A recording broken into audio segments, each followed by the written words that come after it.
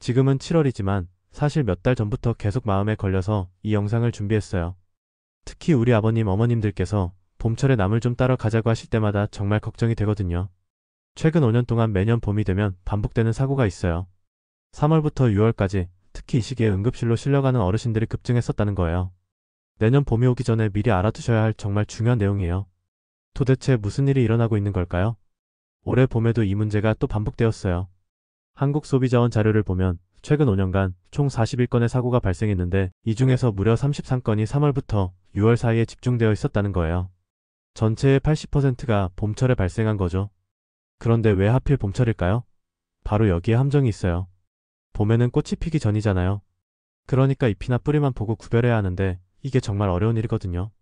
전문가들도 헷갈릴 정도로 비슷하게 생긴 것들이 많아요. 이제 곧 가을이 지나고 다시 봄이 올 텐데 미리 알아두시면 정말 도움이 될 거예요. 우리 조상들이 산나물을 먹기 시작한 건 정말 오래전 일이에요. 특히 봄철에는 겨울 동안 부족했던 비타민을 보충하기 위해서 산나물을 많이 드셨죠.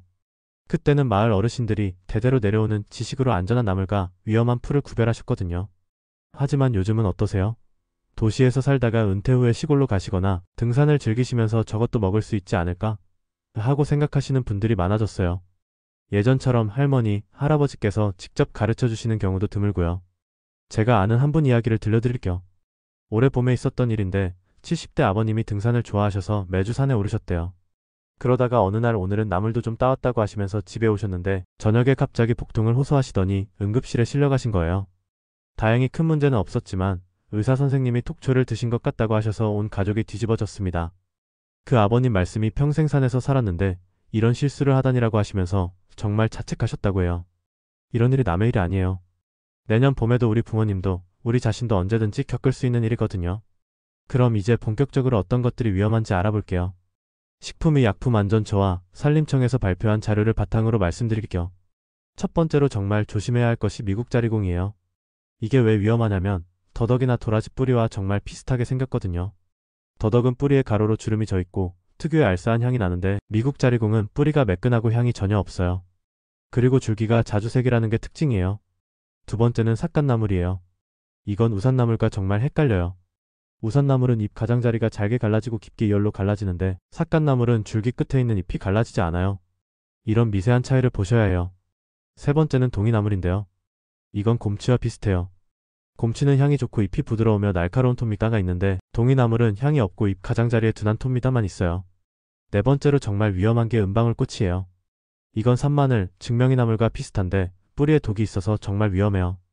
산마늘은 마늘이나 부추 향이 진하게 나고 줄기 하나에 두세 장의 잎이 달려있어요. 반면 은방울꽃은 잎이 곱고 튼튼하게 뻗어있고 윤기가 있다는 게 특징이에요. 다섯 번째는 털머위예요. 일반 머위와 달리 잎이 짙은 녹색으로 두껍고 표면에 윤이 나며 갈색 털이 많아요. 반면 먹을 수 있는 머위는 잎에 털이 있긴 하지만 부드러워요. 그런데 여기서 한 가지 더 알아두셔야 할 게 있어요. 심지어 먹을 수 있는 산나물도 조심해야 한다는 거예요. 원추리, 두릅, 고사리 같은 것들은 식물 고유의 독성 성분이 조금씩 들어있거든요. 특히 원추리에는 코리친이라는 성분이 있어서 구토 증상을 일으킬 수 있어요. 이 성분은 원추리가 자랄수록 더 강해지니까 반드시 어린 잎만 골라서 충분히 끓는 물에 데쳐서 드셔야 해요. 그리고 삼개불 주머니를 쑥으로 착각해서 드시는 경우도 있어요.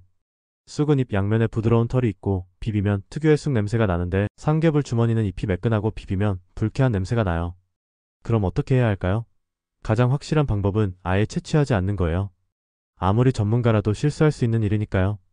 만약 정말 산나물을 드시고 싶으시다면 시장에서 파는 것을 사서 드시는 게 가장 안전해요. 그리고 몸이 괜찮으시면 전문가와 함께 산나물 체험 프로그램에 참가하셔서 정확한 지식을 배우시는 것도 좋은 방법이에요. 혹시 실수로 톡초를 드셨다면 복통이나 구토 증상이 나타날 수 있어요. 이때는 즉시 병원에 가셔야 하고 가능하면 남은 식물을 함께 가져가시는 게 좋아요. 의사 선생님이 정확한 진단을 내리는 데 도움이 되거든요. 아버님, 어머님들의 건강이 가장 소중하잖아요. 내년 봄에도 산나물의 유혹이 크시겠지만 안전이 최우선이에요.